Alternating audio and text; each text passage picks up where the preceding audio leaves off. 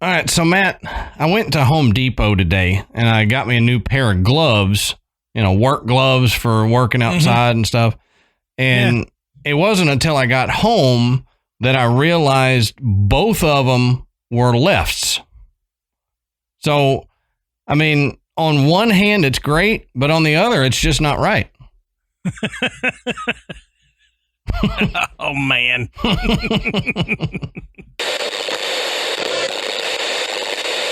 Good.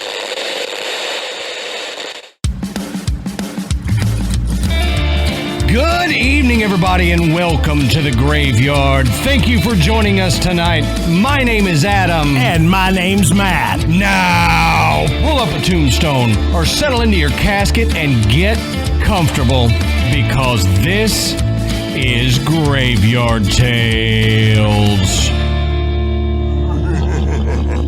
All right, everybody, here we are again. Matt, how you doing tonight, brother? Hey, I'm doing okay. Good deal. I'm sweating like meatloaf. Yeah, I understand. I always say I'm sweating like a goat farmer. And I've known a few of them. I know they can sweat, so. Wait a minute. I don't know any goat farmers. Do they sweat a lot? Yeah, I mean, you're at the tending goats in the summer, you're going to sweat. I mean, as much as a cow farmer or anything. I mean, it's just, anyways, so we want to say go check out the Podbelly Network at podbelly.com. You can find you a list of shows on there of podcasts on so many different topics, so many different genres, and you may not stumble across them normally. So go check that out, podbelly.com, and find you some new shows to listen to. We're proud to be members of the Podbelly Network, so go check them out. We also want to thank tonight's sponsors, Super Speciosa and AMC Shudder, and we'll talk a little bit more about them later. While you're on the internet looking up some things that you'll need to clear your search history for, go over to patreon.com/Graveyard Tales, and you can sign up to become a patron, and you can get bonus episodes every week.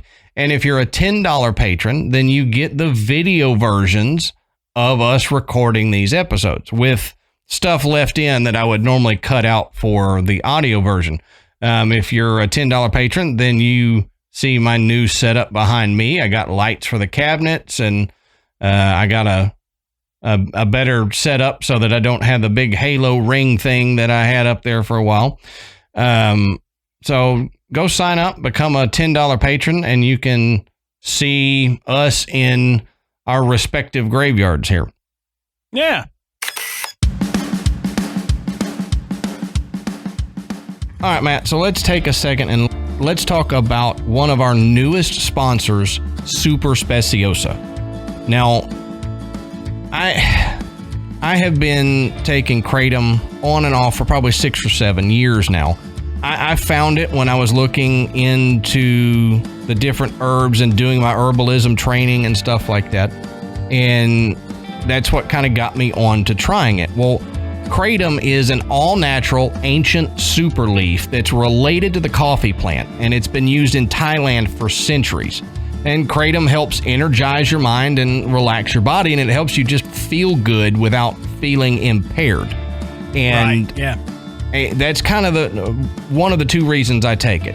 One of the reasons I take it is as an energy boost in the morning and like midday if I need it, or some of the strains, because we'll talk about it, but they have different strains, and some of the strains are good for pain management as well.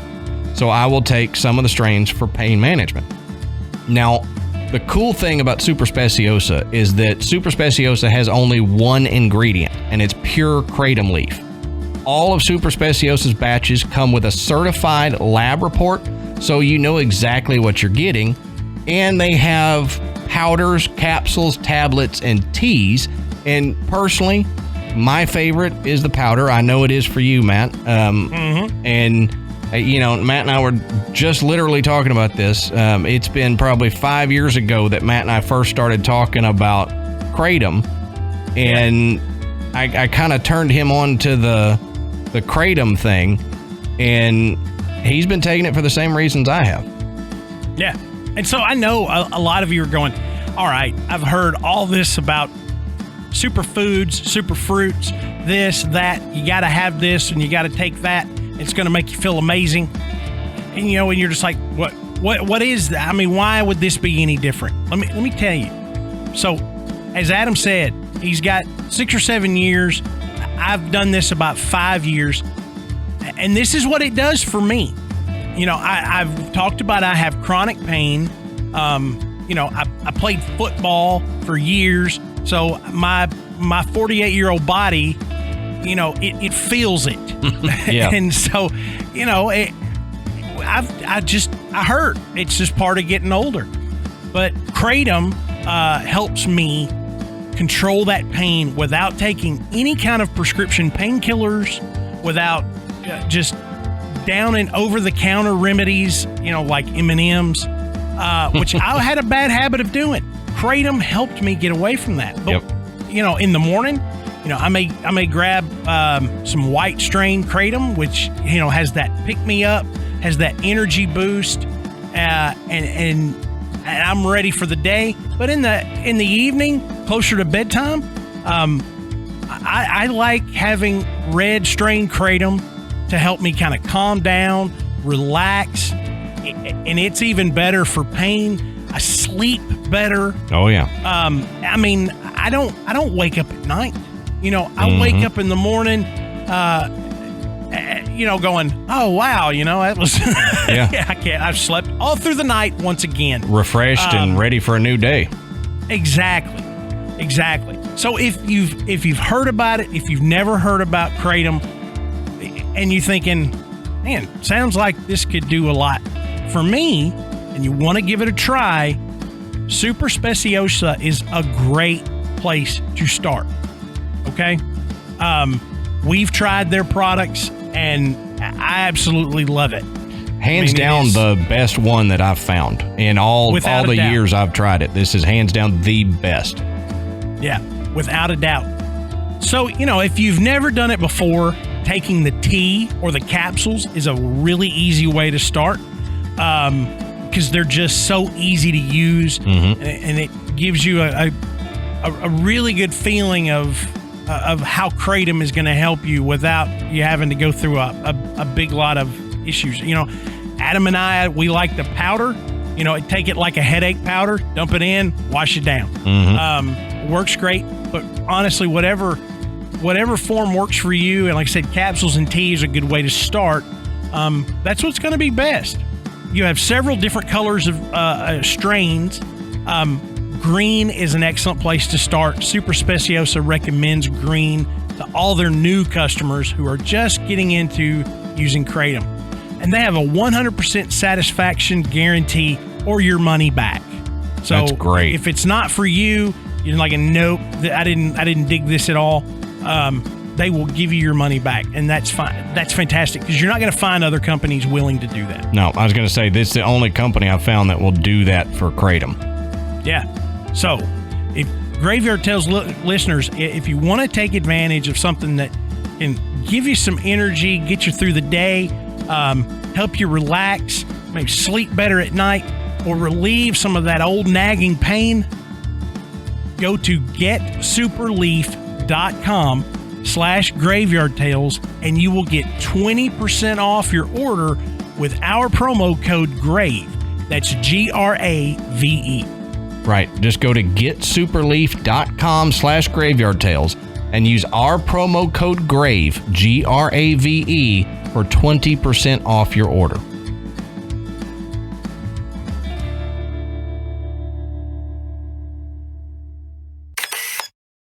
So, Matt, that's all I got. So, why don't you tell us, what are we talking about tonight, brother? Okay, so tonight we are going to discuss something a little different.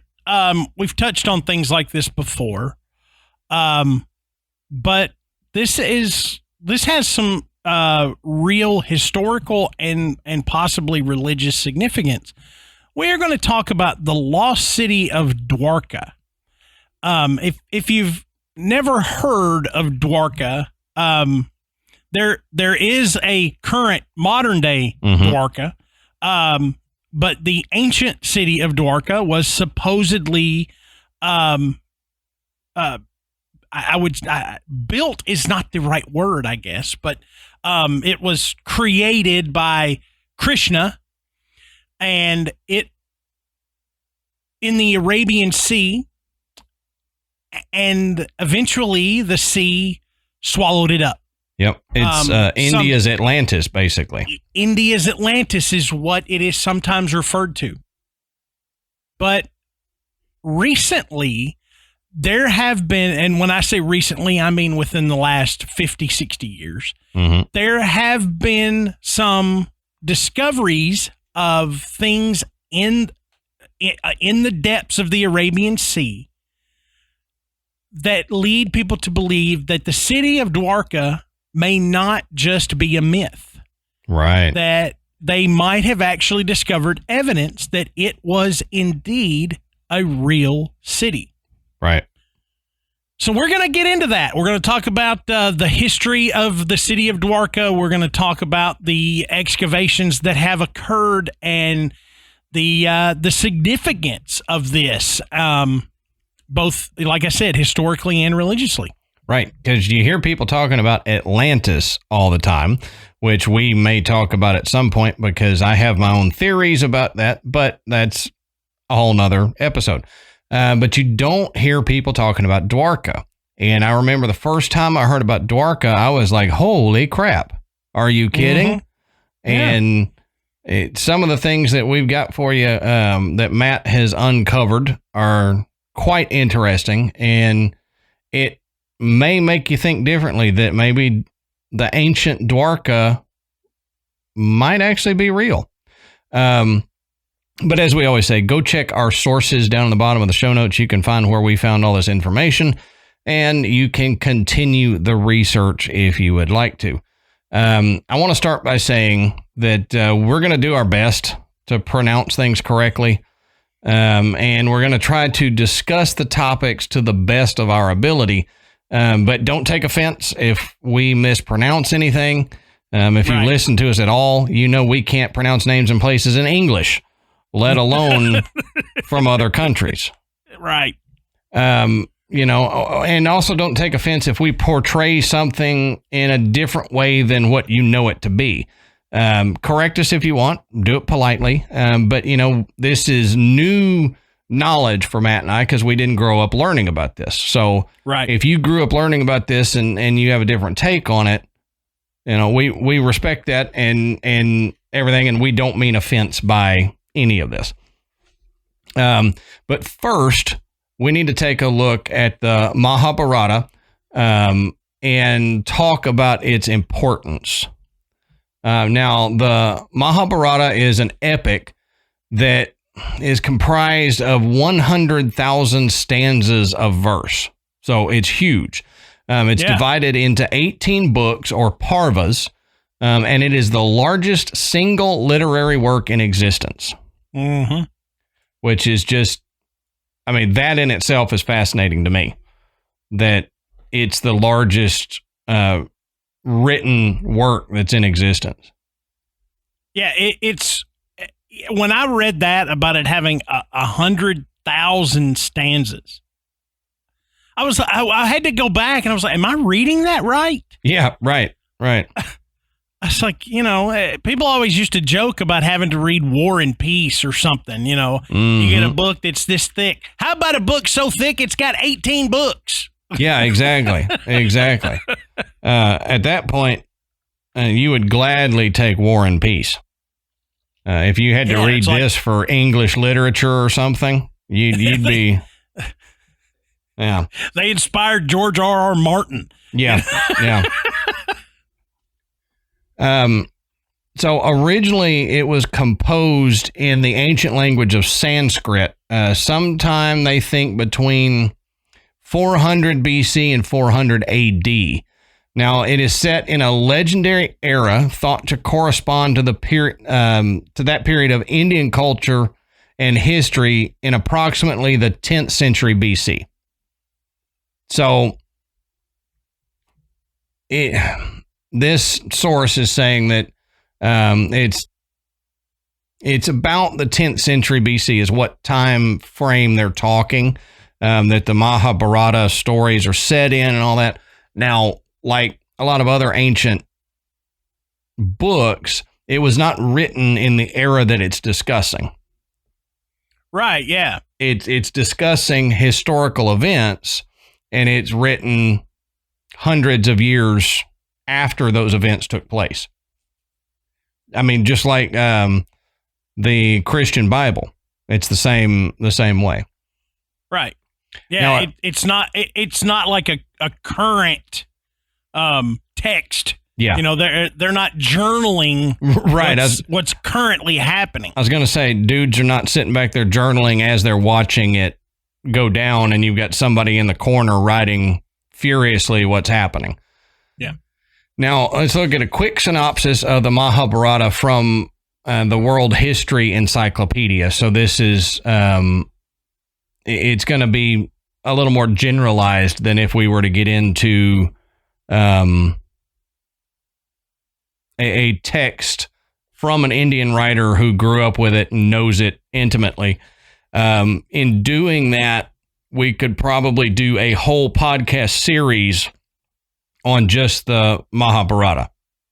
We couldn't cover it in one episode. So now the Mahabharata is an ancient Indian epic, it says, where the main story revolves around two branches of a family, the Pandavas and the Kauravas. Now, who in the Kurukshetra war battle for the throne of Hastinapura. Now, interwoven into this narrative are several smaller stories about people, dead or living, and philosophical discourses. Now, Krishna Dwaipayan Vyasa himself, a character in the epic, composed it as according to tradition. He dictated the verses, and Ganesha wrote them down. At 100,000 verses, it is the largest epic poem ever written, generally thought to have been composed, like this says, in the 4th century BCE, or maybe even earlier. Now, the events in the epic play out in the Indian subcontinent and surrounding areas. It was first narrated by a student of Vyasa at a snake sacrifice of the great-grandson of one of the major characters in the story, including within it the Bhagavad Gita, which we'll discuss a little bit. The Mahabharata is one of the most important texts of ancient India, indeed world literature as well. Yeah. Hey, I just want to take a minute, and everybody should stop at, almost 13 minutes into this show and applaud Adam for getting through that list of names. I mean, he did a fantastic job. I'm serious. Man, I'll tell you, I legitimately went through and did a pronounce wiki, basically. How do I pronounce this? Yeah.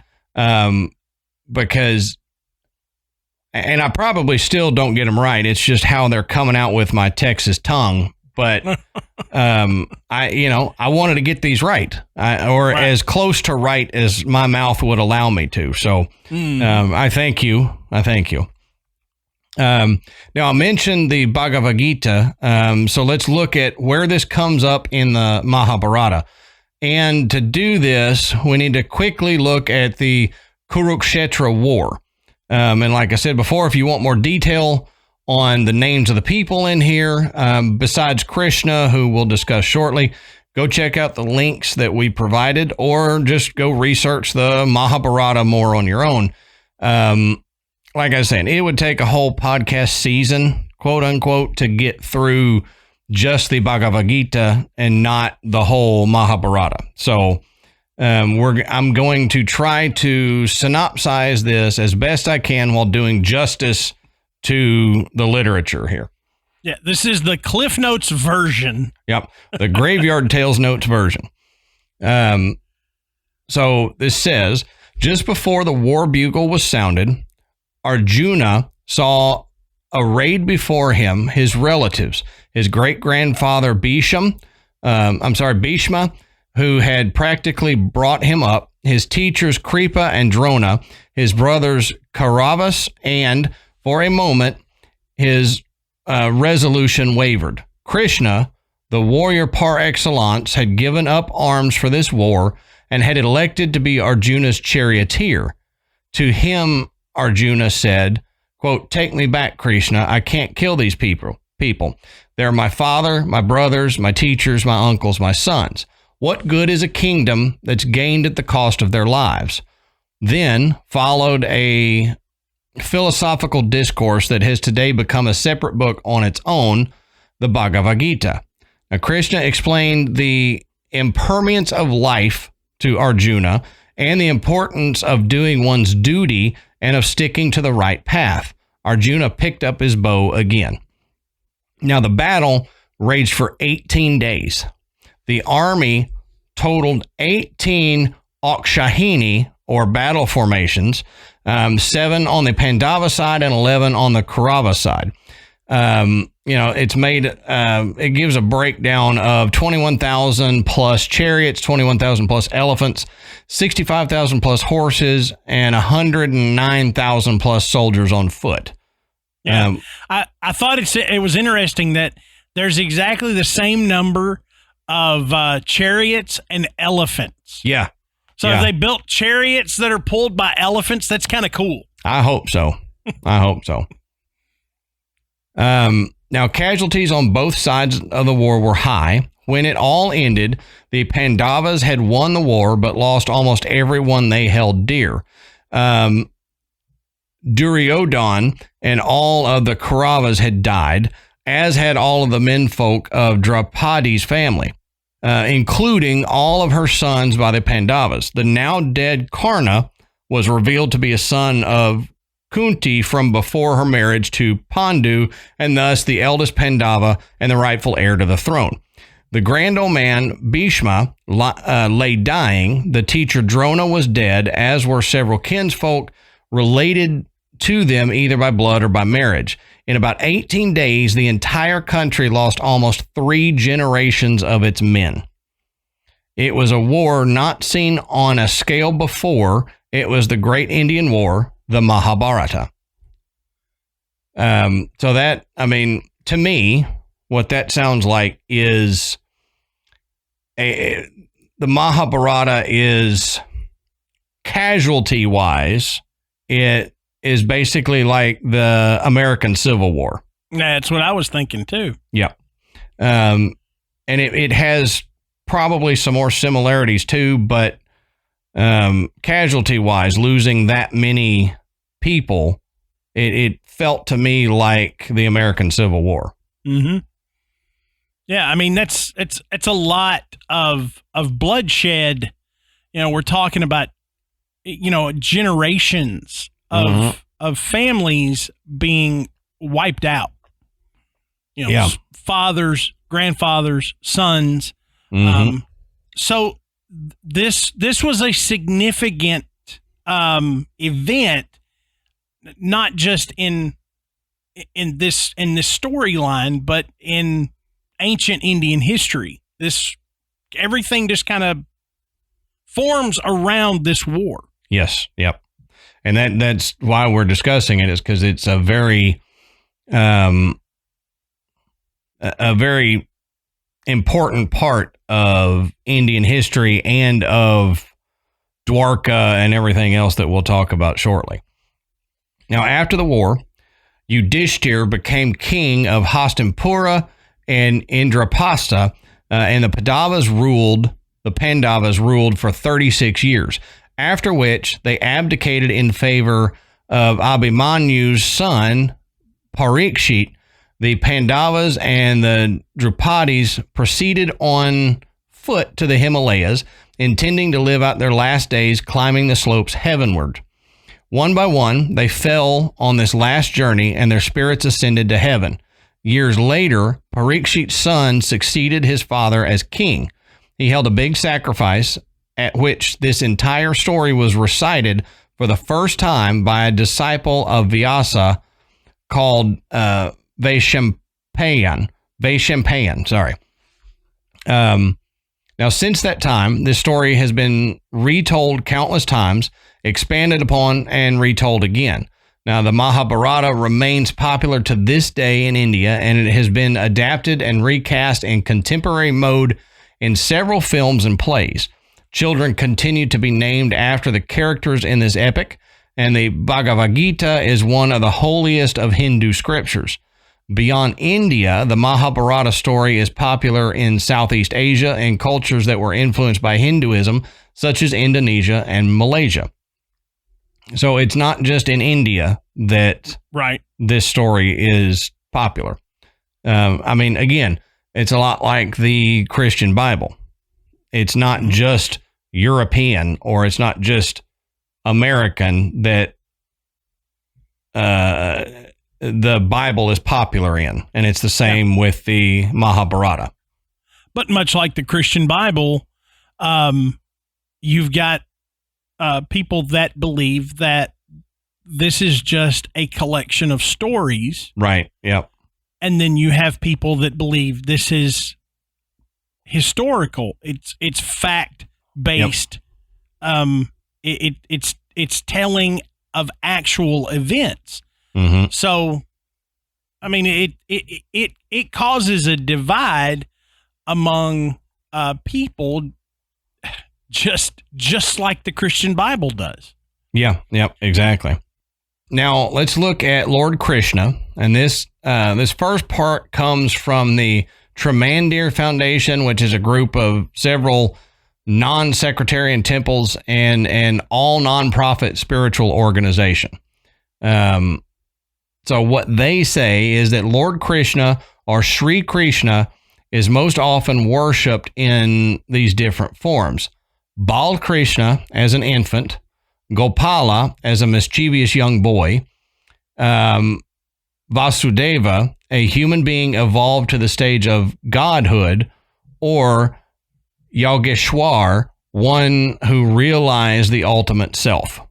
So Krishna has had all these forms through his life, and so he is worshipped in these different stages for different reasons.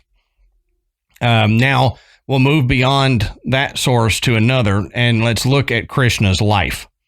Now this says, Krishna, one of the most widely revered and most popular of all Indian divinities, worshipped as the 8th incarnation of the Hindu god Vishnu, and also as a supreme god in his own right.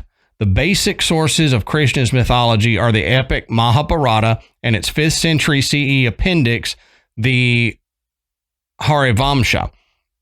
Now they relate how Krishna was born into the Yadava clan, the son of Vasudeva and Devaki, who was the sister of Kamsa, the wicked king of Mathura, which is modern day Uttar Pradesh, if you know anything about the geography in India. Now, Kamsa, hearing a prophecy that he would be destroyed by Devaki's child, tried to slay her children.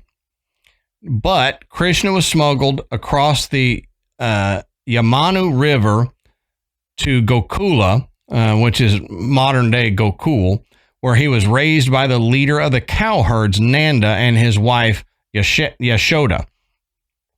Now the child Krishna was adored for his mischievous pranks. He also performed many miracles and slew demons. As a youth, the cowherd Krishna became renowned as a lover, the sound of his flute prompting the wives and daughters of the cowherds to leave their homes to dance in ecstasy with him in the moonlight. His favorite among them was the beautiful Radha. Now, at length, Krishna and his brother Balarama returned to Mathura to slay the wicked Kamsa. Afterward, finding the kingdom unsafe, Krishna led the Yadavas to the western coast of Kathiawar and established his court at Dwarka. He married the princess Rukmini and took other wives as well. Now, Krishna refused to bear arms in the great war between the Kauravas and the Pandavas, but he offered a choice, and this is what I didn't touch on earlier. He offered a choice of his personal attendance to one side and the loan of his army to the other side.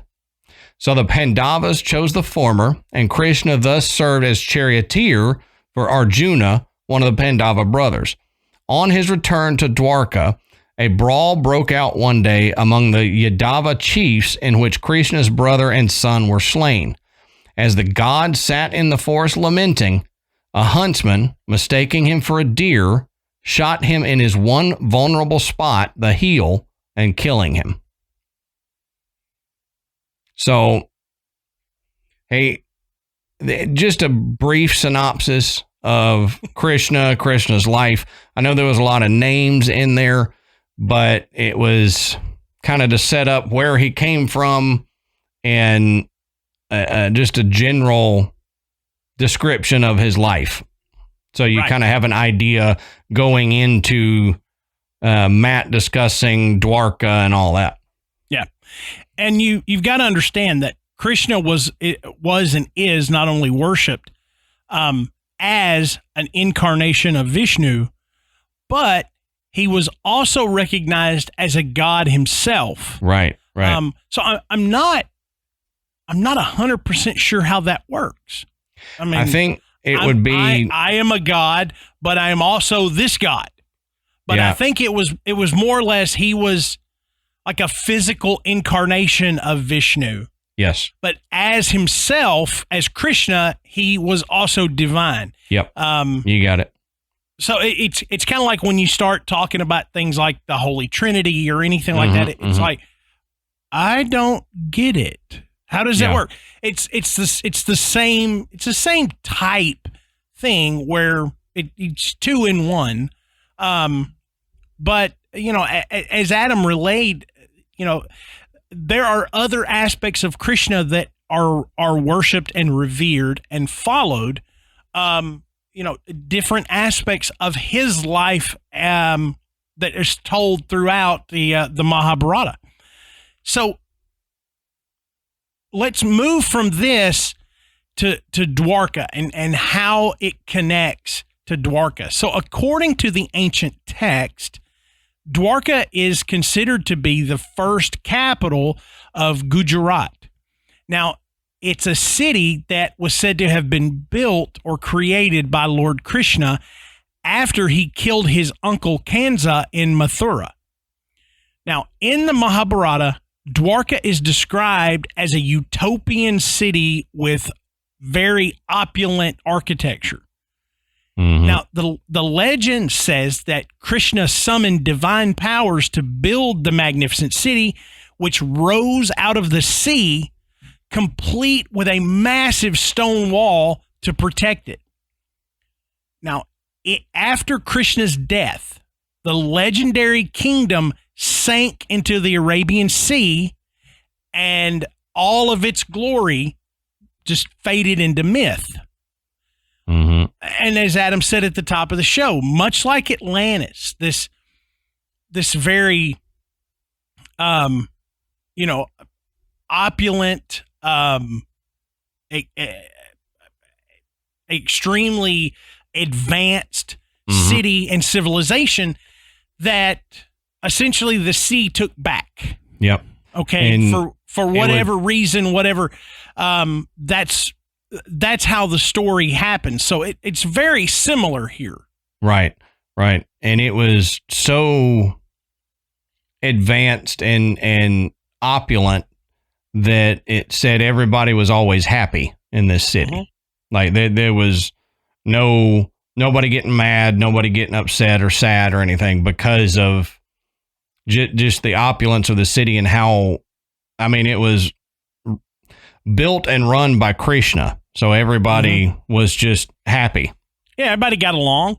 You know, everybody had plenty to eat, you know, was well educated, and protected and safe. Right. So, as I mentioned earlier, many scholars will look at the Mahabharata as a wonderful, fantastic epic poem and nothing more. Mm-hmm. But followers of Krishna, practitioners of Hindu, they believe that the Mahabharata is a historical guidebook, that the stories are factual, and they were written, and they were to be studied and learned from and used as a guidance to how to live your life and how to serve Krishna. Right.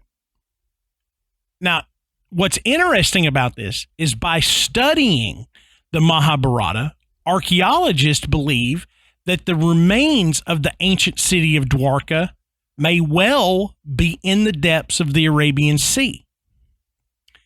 Now, the first excavation looking for the lost city of Dwarka started nearly 100 years ago in the 1930s. Okay. And these excavations were done around the island of Bet Dwarka, which is about 30 kilometers north of the modern day Dwarka, in the Jamnagar district of Gujarat. Now, more excavations were conducted in the 1960s, but yet there were no conclusive results. So over the last 50 years or so, archaeologists have made attempts to find physical evidence of the sunken city off the coast of the modern-day Dwarka so they can prove its existence beyond a doubt. So you understand now why we went through the story of the Mahabharata and discussed that, so you understand the significance of finding a lost city like this. Right. It's not just, it's a lost city. Right. Fantastic. There is a huge significance to Dwarka. So, should they be able to find proof that they could, that the lost city of Dwarka is, under the sea, not only is it a fantastic historical find, but it virtually cements the Mahabharata as a factual work. Exactly, At least in part.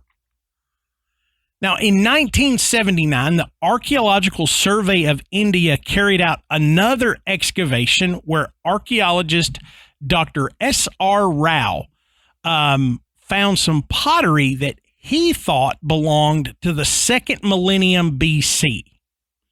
Now, between 1983 and 1990, the archaeologists came across a structure that looked like a fortified foundation on which the ancient city walls must have been built along the riverbanks. Stone blocks used for construction, pillars, and irrigation systems were found. However, there's been some dispute as to what the exact age of these artifacts is. Now, in January of 2007, recent. The Underwater Archaeological Wing, or the UAW, of the Archaeological Survey of India began excavations at Dwarka again. Now, Alok Tripathi, who was the supervising archaeologist for the UAW, said the ancient underwater structures found in the Arabian Sea were yet to be identified. He said, quote, "We have to find out what they are. They are fragments. I would not like to call them a wall or a temple. They are part of some structure." Now, Dr. Tripathi was himself a trained diver, so it's one thing to just be looking at things that were brought up. It's another to actually be able to dive and see them, where they're located, how they're situated, because that speaks a lot to what you may determine you're looking at, what you found. Right. If things are just kind of scattered around and somebody says, "Look at these stones. These are this old, look at this pottery, and we found them," you could say, "Oh, okay, this could be anything." Yeah. But to be able to actually go down and observe them under the surface and see how they're laid out, that gives you a better understanding of what it could have been. Yeah. It's like that Patreon that we discussed that you talked about, that city off the coast of Japan, the supposed city off the coast of Japan. Right. When you see pictures of it, you're like, oh, okay, cool. But for the divers that go down there and see it, to them, yeah, this is legit. This is really a man-made structure that has some significance to it. Yeah, I mean, when you can look at a picture and somebody says, well, this looks like stairs, but not only that, in the case of the city off the coast of Japan, it looks like stairs that would have been for giants. Yes, yeah. It's difficult to grasp the scale, right, and how they're laid out. But for a diver, to see that, you can begin to make inferences that says this does not look like something that happened naturally. Mm-hmm. There was some intervention here to create this structure, which is important because, nature can create a lot of things that are amazing and beautiful and intricate, but there are some things that nature doesn't create. Right. And when you find those, you think, okay, there has been some other type of intervention, whether it's human or divine, whatever, you can see that there was an intelligent process that went in to, either the construction or creation of these things. Right. So that's why it was important for Tripathi to actually be a diver and witness these things. But even still, he goes on to say, quote, to study the antiquity of the site in a holistic manner, excavations are being conducted simultaneously both on land, close to the Dwarka temple, and undersea so that finds from both places can be correlated and analyzed scientifically. Yeah, so, which is good.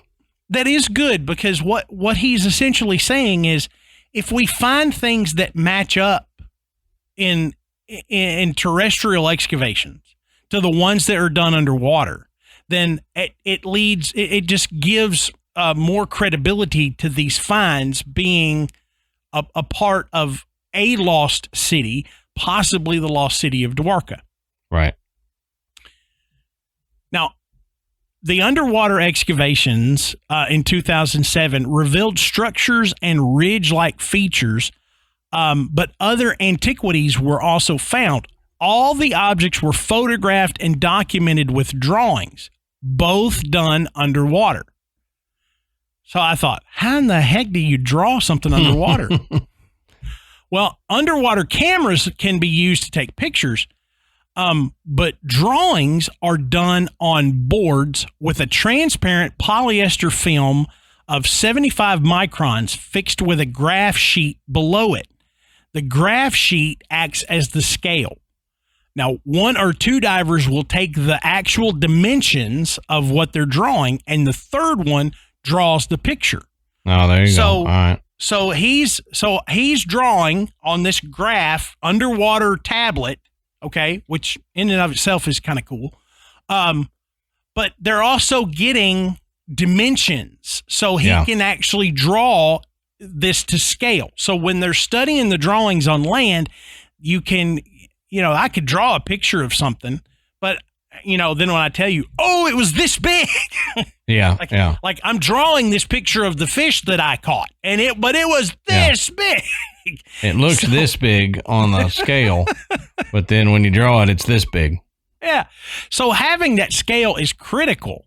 All right. So other discoveries included bastions, walls, pillars, and triangular and rectangular stone anchors, which that's also significant, and we'll get into that in a little bit. A semi-spherical single-hole stone that could have been the base for a flag post. Yeah, I know. Yeah, apparently my note said that semi-spherical is not a word. It wanted me to change it to hemispherical, but I was quoting the article, so I left it. Yeah. They found L-shaped edges of stones for proper grip and arresting wave action on bastions. So they were these stones, these cornered stones that appeared to allow waves to hit these bastions, these towers, but not cause any damage, because it would essentially make the wave split. Like a wave break. Yeah. So they found seals, inscriptions, all of which have been dated to about 1500 BC. The pottery that they found was dated to 3528 BC. I don't know how in the world they got such a specific date out of that, but that's what it said. Yeah, I was going to say that the specificity of that date is amazing in and of itself. I know. Not only how long ago that was, but just, it's 3528 in July. Okay, that's amazing. Yeah. I believe you, but that's amazing. Yeah. But they also found stone sculptures, terracotta beads, bronze, copper, and iron objects. Okay? So they had a lot of stuff to work with. Mm-hmm.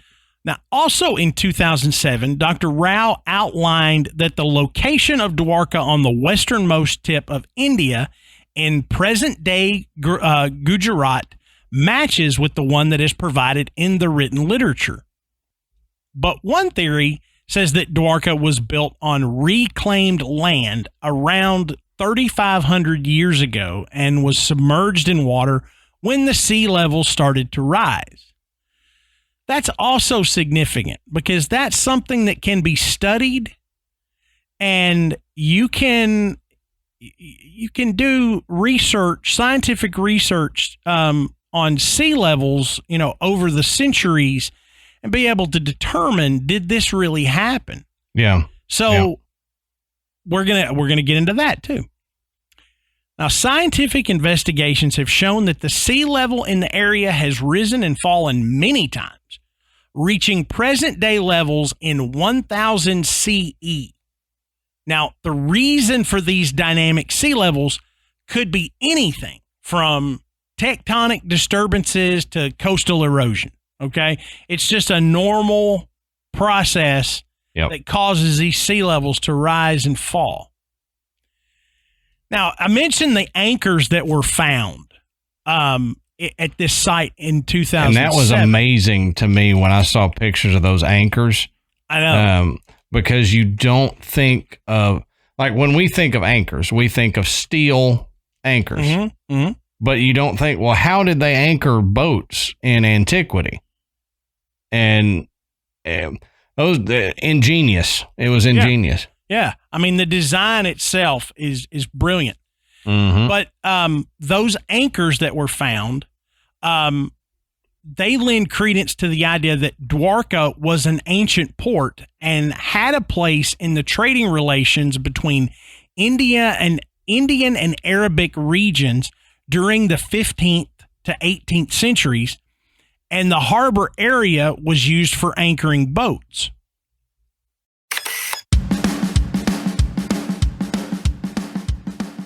All right, Adam, let's take a minute and talk about one of our longtime sponsors, AMC's Shudder. Now, Shudder is a streaming service for everything: horror, supernatural, paranormal, thriller, scary. I mean, they got it, man. They have got it. It is the absolute best selection of horror movies, thrillers, and an original series. From Hollywood favorites and cult classics to acclaimed new movies that you won't find anywhere else. And they're always streaming uncut and commercial free. Now, one of the coolest things about Shudder is that there is an exclusive movie premiere every week, like Mom vs. Creepy Cult Chiller The Twin, starring a discovery of witches Teresa Palmer, and gore-filled outbreak horror The Sadness.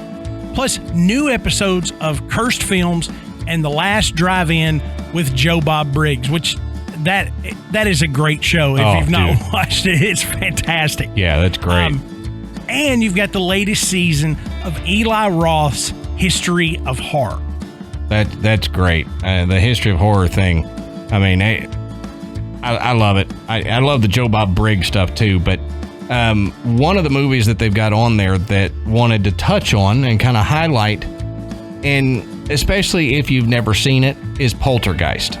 And if you've not seen it, you need to go on to Shudder and check out Poltergeist. Late one night, 10-year-old Carol Ann Freeling hears a voice coming from the inside of the television set. At first, the spirits that invade the Freelings' home seem like playful children, which that's creepy to me anyway. Right. I mean, I don't dig that. So already we've got a scary movie for me. But then they turn angry. And when Carol Ann is pulled from this world into another, Steve and Diane Freeling turn to an exorcist in this horror classic from director Tobe Hooper and producer Steven Spielberg. So go check that out if you've never seen it. And if you have seen it, go back and rewatch it, because I guarantee you're still going to love it. It's a great movie. It's one of my favorite horror movies. Mm-hmm. And I have mentioned the movie Poltergeist. This is now the third time this week. Oh, wow. I don't know why, but it's synchronicities, man. Yeah. So you can stream all of this and more from Shudder's ever-growing library of great horror and thrillers ad-free for just $5.99 a month. But we have a promo code for you. So, like Matt said, Shudder has everything supernatural, thriller, and horror, and we can't get enough of it. And we know that you're going to love it too. So right now, you can stream your first 30 days of Shudder for free. All you've got to do is go to shudder.com and enter our promo code GRAVE. That's SHUDDER.com, and use our code GRAVE, GRAVE. Yeah, that's 30 days to try out everything Shudder has to offer. You can't beat that for free. And then you're going to want to keep it. Mm-hmm. It's only $5.99 a month. But to get that first month free, you just have to go to shudder.com, SHUDDER.com, and use our promo code GRAVE. That's GRAVE.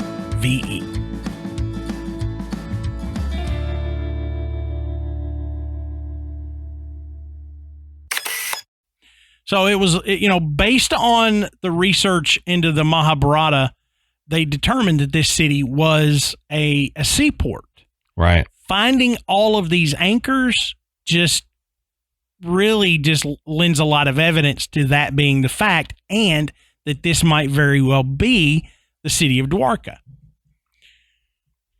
Now, in Sanskrit, the word Dwarka means gateway or door, also implying that this ancient port city could have been an entryway for foreign sailors arriving in India. Yeah. Now, some more recent work done in this area have called into question Rao's identification of the underwater remains. So, like I said, there's going to be people that were saying, nah, I don't buy it. Yeah. They got argue. Go ahead. Thing here, when you're done, I got a thing we can talk about that is, I think, one of the biggest reasons that people dismiss the stories in the Mahabharata, but we'll get into that later. But yeah, there's a lot of people that go, no, it's just stories.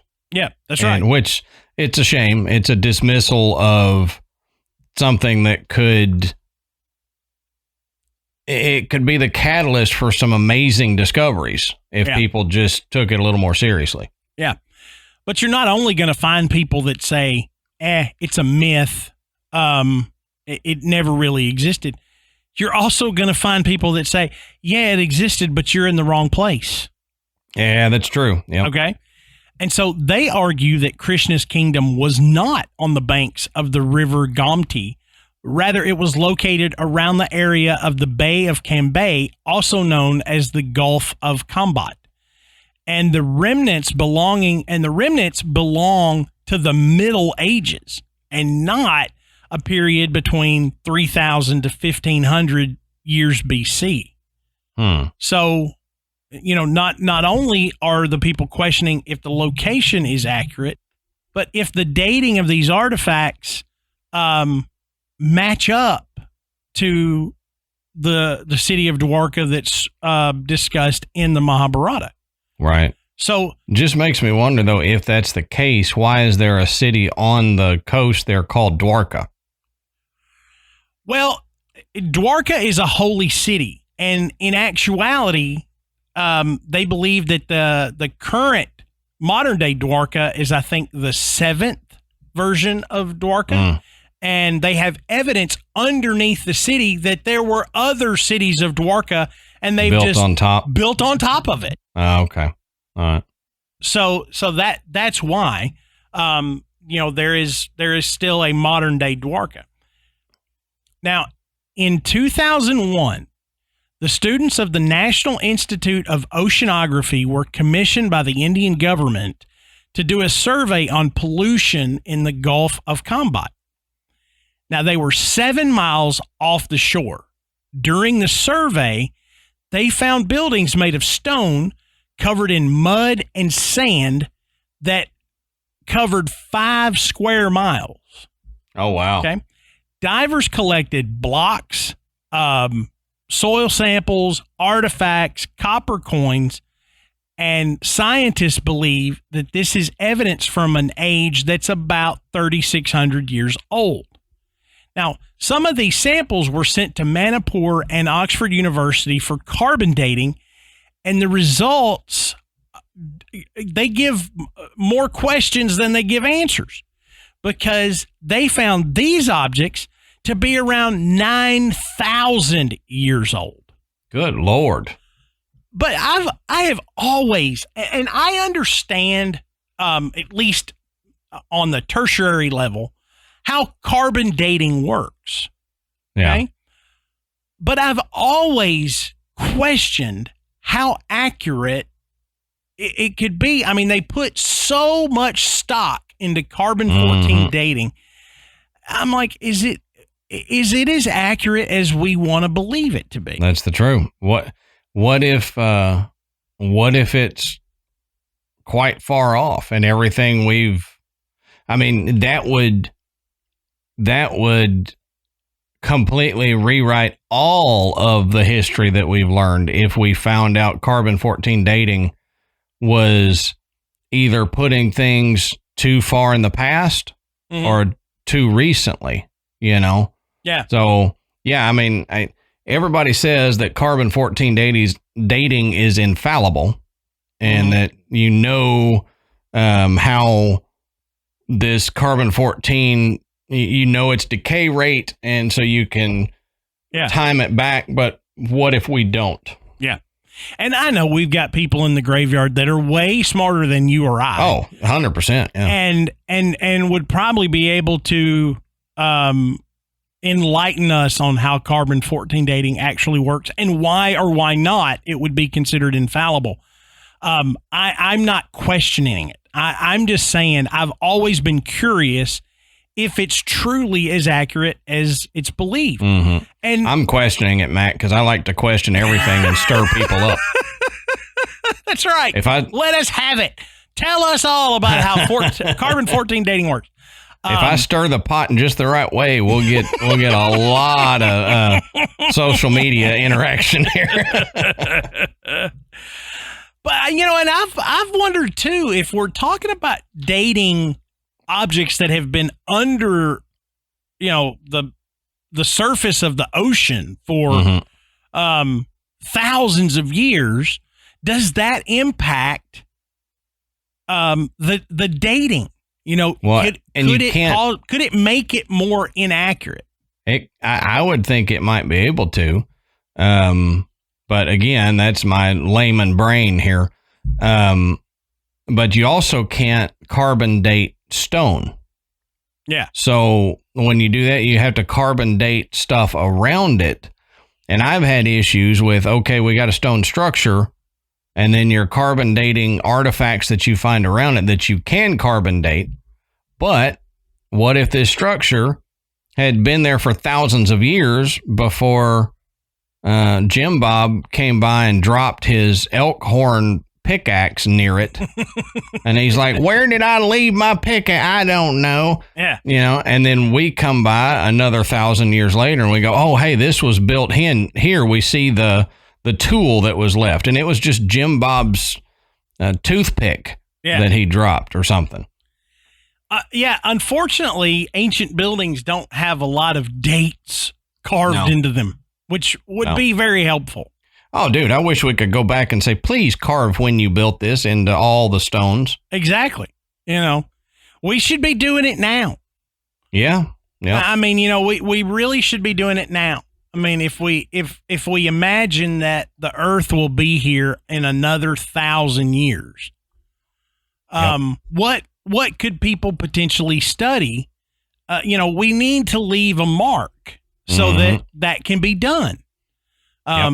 I don't, I know a lot of major structures will have cornerstones with dates and so forth, but I'm talking about just major structures to me don't always speak to what the culture was. Oh, yeah. Yep. If I put a date on my house and my house was found 1,000 years from now, what could they infer from it? Number one, this guy had way too many children. He was a terrible housekeeper, Yeah. Yeah. Yeah, that's what they'd figure out.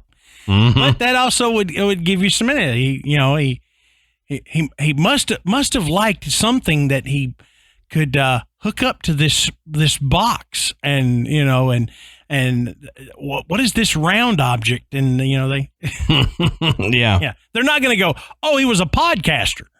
Yeah, right. But they did find some other things in this in the search in the Gulf of Cambay, which remember was a study on pollution. So they found this stuff by accident. But they also found sandstone walls, a grid of streets, and some evidence of a seaport 70 feet underwater. And some of those artifacts dated back to 7,500 BC. But among the artifacts that were recovered were a piece of wood, pottery shards, weathered stones, initially thought to be hand tools, fossilized bones, and a tooth. Now, the piece of wood was carbon dated to an age of 9,500 years old. Good grief. So I'm like, okay, a piece of wood that has been underwater for thousands and thousands of years, you're going to actually be able to carbon date that? Okay, Mm-hmm. fantastic. I'm impressed. Oh, yeah. 9,500 years ago, that's really hard to wrap your head around. Yeah. And the fact that it stayed underwater and not decayed and right. Yeah. Maybe it lasts longer in salt water. I don't know. In arid environments, it'll dry out and can petrify or just mummify basically the wood. Mm-hmm. But I would think underwater that it would disintegrate after a while. But you would think. Again, I'm an idiot, so I don't know. I've had a piece of driftwood in my aquarium for 5 years, and it looks exactly the same as it did when I stuck it in there. Same. So, yeah. Now, further investigation in the Gulf took place from October 2002 to January 2003. Now, during these excavations, NIOT, the National Institute of Ocean Technology, reported finding 2 paleo channels flanked by rectangular and square basement-like features. Artifacts were recovered by means of dredging include pottery shards, microliths, wattle and daub remains, and hearth materials. Now, you're going to say, what's wattle and daub? So, wattle and daub was Sounds like an attorney's. It does. It does. Have you been injured in an auto accident? Yep. Call Waddle and Daub. Yeah. Call the Texas Hammers, Waddle and Daub. But Waddle and Daub was a form of construction where you would build a grid like frame, okay, and then you use this clay type material that had mud and rock and manure and you name it, anything that they could dry and put over this gridded framework and create a wall. Okay, it wasn't necessarily exclusive to this region. If you look up Waddle and Daub, you will see buildings that are still standing that are made of this. And when you see it, you go, oh, yeah, I've seen that before. Yeah, okay. Okay. But these artifacts, these artifacts were also dated at Oxford University and were concluded to be around 9,000 years old. Now, mainstream scientists maintain that ancient Indian culture civilization goes back some 4,000 to 5,000 years. But the ruins below the Gulf of Cambay go back at least 9,000 years, proving that ancient Indian civilization is much older than originally believed. So yep. I do see that. I mean, if we're going to believe that we can date these objects to around 9,000 years old, and historians believe that Indian civilization goes back 4,000 or 5,000 years. This is solid evidence that there was civilization in this region long before that, probably twice as long as what originally was thought. Yeah, we kind of touched on that in some episode because I was talking about how, among others, the Indian culture has been around so long, it's been very influential on the entire world. Yeah. And nowadays we're finding stuff. I just saw an article pop up on my phone the other day that says new site that's been overlooked found to be the oldest known place of inhabitants for early humans. And so I have it saved so I can go back and read it, but we're still finding things now. Oh, yeah. That people are like, oh, wait, no, this pushes the human race back further. Oh, wait, now this pushes it back even further. So like you and I have said for many years, there's other societies that we just haven't found the evidence of that lived long before we thought they lived and were way more technologically advanced than we thought. Yeah. Yeah, absolutely. So what exactly happened to Dwarka? Whether you believe that Dr. Rao is correct in his location, whether you believe that maybe Dwarka is in the Gulf of Cambay, there's obvious evidence of some type of city under both of these locations. Yeah. Now, one may be Dwarka, one may not be. Maybe they're both. Maybe they're two different versions of it. One much older than the other. Yeah. We don't know. But what we can look at is how would these cities, regardless of what they were, wind up underwater. Okay. So we talked about the rise in sea levels earlier. Now, the rise in sea level in Dwarka is a scientific truth. Studies have proven that the sea considerably and suddenly rose to submerge this city. Harivamsha describes the submerging of Dwarka, saying that Krishna instructed Arjuna, who was then visiting Dwarka, to evacuate the residents of the city as the sea was going to engulf it. Now, on the seventh day of Krishna saying this, as the last of the citizens were leaving the city, the sea began to enter the streets of Dwarka. Now, according to experts, there could have been three reasons why the sea entered the land. One was a change in the level of the seabed. Okay. Another is a massive earthquake. Or third, the sudden increase in just the level of the seawater. So we're talking that the seabed rises up or changes in level. There was a big earthquake that caused this, or it's just rising sea levels. Now, of the three, the rising sea level is the most plausible, because if it was a change in the level of the seabed, some remains of that tearing off action that occurs on the shore would be visible, and there's not. So what I'm saying is if the seabed just started to drop like a sinkhole or something, and the city just kind of fell into the water, there would be evidence of that on the shore.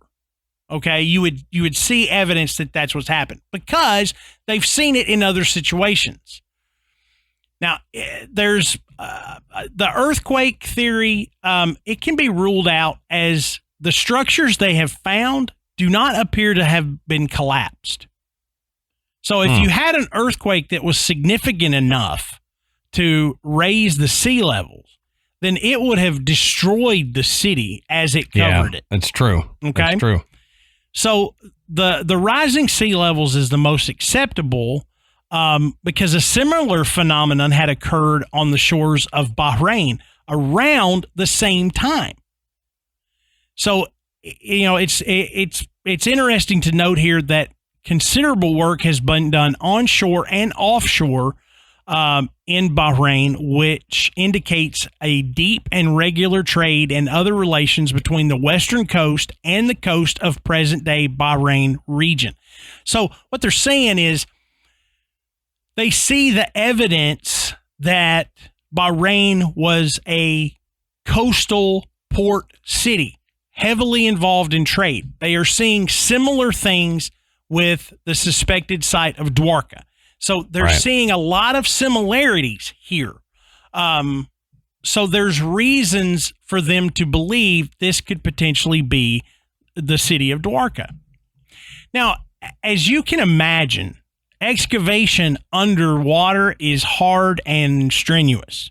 Okay? Oh, yeah. Even with modern advanced equipment, because the sea offers way too much resistance. Okay? It doesn't want you down there. Okay? Yeah. Excavation is possible only between November and February during low tide. The sea has to be smooth and there should be bright sunshine. All of these requirements effectively reduce the number of diving days to around 40 or 45. Okay? Wow. So out of a year, there's only about 45 days where they can actually do this work. Okay? So That's it's not crazy. like, hey, we just need to get out here and just get to work. Well, you can't. Okay? You can't. You got a month and a half that you can do it. Exactly. And they may not all be consecutive. Okay? You're going to have bad days where you're like, we can't get anything accomplished because of a storm or something. And so you lose a day. Well, and you saying storm, that makes me think you get something excavated, a storm comes in and it changes the sand down there. Oh, yeah. And covers you back up. Yeah. Somebody just, comes in and just pees all over your chalk drawing. And it's just like, I just did that yesterday. Yep. I got to do it again. In order to make the maximum use of the time available, divers use an echo sounder to get a fairly accurate idea of the location and the depth of the object they're wanting to go and investigate. The side scan sonar, which we've talked about before, it gives them a view of the sea floor. The sonar signals sent inside the water return the signals. Reading of the signals reveals the broad nature of the object under the water. So the Public Works Department routinely conducts dredging in these waters to keep the Gomati Channel open. Now, this throws up a ton of sediment, which settles on these underwater structures, essentially erasing much of the work that's already been done. Yeah. So, you've got a lot of things fighting against you to try to excavate this. Man-made things coming in and covering it up. Nature coming in and covering it up. It just being underwater. It's almost like nature doesn't want us finding it. Right. Yeah. Nature says, go away. Yeah. Leave me alone. Now, you'll know, as we've talked tonight, the last major excavation you heard me mention was in 2007. So, here in 2022, we're still talking about Dwarka and the excavation of it. I told Adam at the beginning of the show, when I was researching this, I wanted to make sure that I wasn't getting old or outdated information. So, probably 90% of the articles that I used in my notes came from this year, came from 2022. So it is still a very active topic. But as if dealing with the issues of an underwater excavation weren't enough, political disputes and bureaucracy have largely left Dwarka unexplored for the last 20 plus years. Okay. Because as we said, there's a lot of people that say, the Mahabharata is just it's a fictional work. It's a myth. It's a legend. It's a collection of stories. But there are other people that believe that this could be the key to solidifying the proof of their religion. Mm-hmm. Okay. So it's not just hey, it'd be really cool if we could find this historical lost city. It's, this is evidence that, my faith is correct.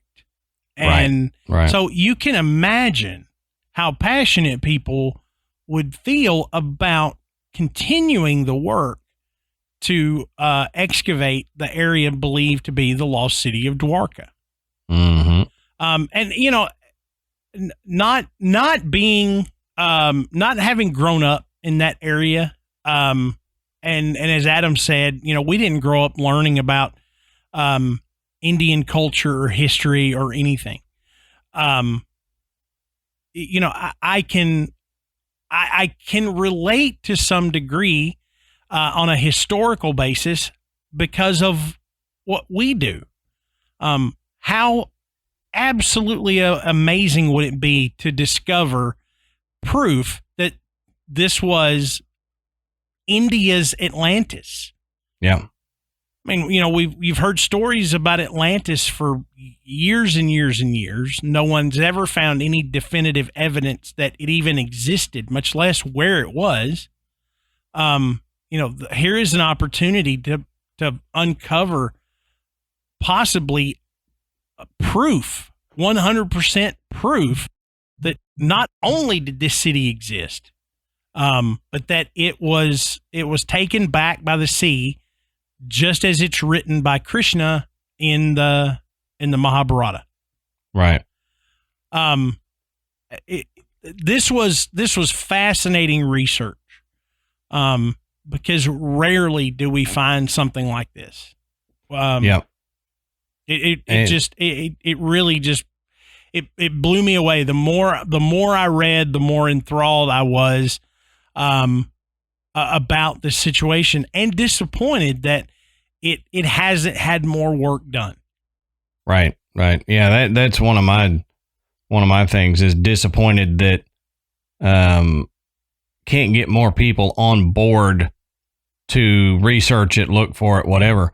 But I was mentioning that there's, the people that we talked about that think it's just myths and legends and stuff, so they don't want to put any time and effort into finding it. One of those reasons, I think, is you get shows like Ancient Aliens. And when they discuss something, they discuss it in the most fantastical, wild ways that you possibly could. It's entertaining, but it's not the most accurate, I would say. Yeah. One of the things in the Mahabharata is they discuss in Dwarka, there were things called vimanas. Now, vimanas are supposedly flying or floating temples. So they would float basically above another temple that was built on the ground. The vimanas would be up, and they could move these temples around. So you've got some people that think, well, the vimanas, that's proof that it was ancient aliens, and these are the spaceships. Right? Okay. Then you've got some people that say, well, there's no such thing as a flying or floating temple. So it's obviously all a legend because this couldn't exist. But then you've got other people that are like, well, you know, if he is God, the incarnation of Vishnu, why couldn't he raise a temple into the air like that? But then also, if you want to take the more technological stance on it, you and I have talked about the knowledge of ancient peoples. What did they know that we didn't know? And you have, just take the pyramids in Egypt, for example. How did they move these giant blocks? Well, we've discussed acoustic resonance before. Yeah. Where if you play a certain tone or something vibrates in a certain way, it can levitate objects. We can do that now with drops of water or whatever. Yeah. So if this was a highly technological society in India, then what if these things did fly or float by either acoustic resonance, magnetism, something? So you could actually have little floating temples and it be technological. But then you've also got people that will say, well, that can't happen because they were obviously not that technologically advanced. They couldn't have figured that out. Yeah. How do you know? Well, why not? I mean, our study of the stars and astronomy came from how many thousands of years ago? You know, they were looking up the stars, making maps of the stars and all this thousands of years ago. Well, they could have found out about magnetism, earth magnets and stuff like that. But to me, the Vimanas is a good example of why people will say it's all legend, it's all stories. Right. Because of the flying temples and shows like Ancient Aliens that say, oh, this is proof that aliens were there and all Krishna and Vishnu and all that, they were aliens and all this, like they do with every topic. But right, because apparently it's easier to believe in aliens than a deity. Yeah. Or it's easier to believe in aliens than the fact that human beings could have been super smart before us. Right. You know, it's the hubris of today's society that we are the smartest that's ever been around. Yeah. Well, I mean, there's already evidence that there was intelligent design here. I mean, look at the anchors. Yep. You know, I mean, that, and you know, some people look at it, it's an anchor. I'm like, yeah, but there was at some point in time, there was somebody sitting around going, how the hell do I stop my boat? How do I keep my boat from floating away when I get out of it? Well, and just the fact that it's not just a rock with a rope tied around it. Right. These are triangular pieces of stone with holes drilled into them so that you could run cordage through it back and forth and create a secure connection. And the triangle pieces would connect in the mud, on other rocks, on whatever. Right. It wasn't just a big, heavy object. Right. It was designed in a specific way, which is fascinating to me. Yeah. Which is why I found it so fascinating that so many centuries ago, they figured that out. If I make a triangle and drill holes in it, if they were not technologically advanced, how the hell did they drill holes, round holes into these rocks? Yeah. You know, they didn't sit there for 200 years making one anchor. I'm sorry, you can't tell me that. slowly drilling a hole in it. But just to have that knowledge that many centuries ago and be able to accomplish that feat with what they say was primitive tools kind of throws a wrench, in my opinion, into that. Yeah. So my thought on it is, even if they weren't able to find proof that this was the actual city of Dwarka, it's still fascinating because there's evidence that there was a city there. Yes. And in more than one location. Mm-hmm. So, my gut says, go, look at it, find whatever you can, research it until you know for sure, either what it was or what it could have been. Find as much evidence as is available. But not everybody thinks like you and I, and just as I said, this is not something that's easy to do. It's definitely not something that's free. Okay. But I did find a little bit about how much money the Indian government has put into, searching Dr. Rao's site as opposed to searching the Gulf of Cambay. And it was significantly higher for the Gulf of Cambay than it is for the site that Dr. Rao was looking at. Yeah. I mean, roughly it would convert to around I think it said like $200 and some odd $1,000. Maybe a little bit more. It was kind of difficult to see the conversion, but the dollar amount wasn't as significant as the difference was. Yeah. So, and of course, some people were saying, you're not doing this. You're not putting the funding here because you believe that it's a myth and you feel like that it's wasted resources, or, even going as far as saying, essentially, a faction of Hindus saying you're keeping the man down. Yeah.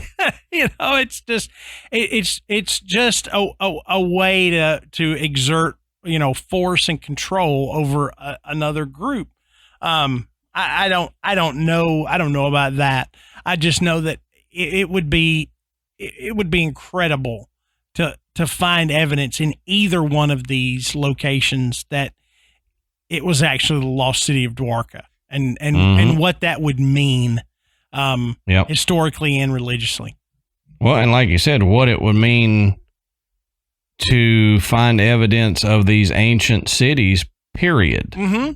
Because it would prove that, or help prove that these civilizations, the Indian society, was around long before we thought it was. I know that in and of itself is just an incredible discovery. Mm-hmm. That if we believe that this dating is correct, I mean, you're essentially talking about an additional 4,000 to 5,000 years of Indian civilization that was previously not even believed to have existed. Yep. All right. So let us know what you think. We find this topic just absolutely amazing. What do you guys think?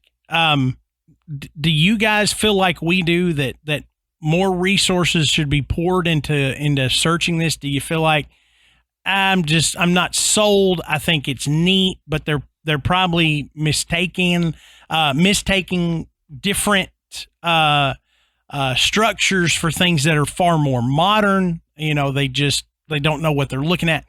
Whatever, let us know. And the best place to do that is in our Facebook group. Go on Facebook and search Graveyard Tales. You will find our group. It's called The Graveyard. We have thousands of members. It is extremely active. It's a lot of fun. and you hear some great personal experiences and stories from folks. You get some good jokes, and it's a safe place. You're not going to be made fun of. You can kind of share, look, did you believe there was a ghost living up in your grandfather's attic? Did you see it? We want to hear those stories, and so does everybody else. There's only one person that gets made fun of in there, and that's Filbert. And he gets made fun of by everybody. He's used to it. That's all right, old I'm Filbert. just kidding. I was trying to come up with a name that I doubt anybody has. That's right. That's right. I haven't seen a Filbert in the group yet, so that's why I went with that. Filbert, he's a nut, Yeah, Filbert McCoy. But you can also find us on Instagram and Twitter. You can check out our website, which is graveyardpodcast.com. And there you can find links to purchase Graveyard Tales merchandise. You can listen to the show, learn a little bit more about Adam and myself, and you can become a patron, which, as Adam mentioned earlier, our top tier patrons get video of the of us recording the episode. You get to see all the flubs and mistakes and outtakes that we cut out before we release the final edit of the show. It's a lot of fun, and you get to see us messing with one another and just talking about this, that, and the other. So yeah, for the Lost City of Dwarka, I think that's all we got. So until next time, we'll save you a seat in the graveyard. See you soon.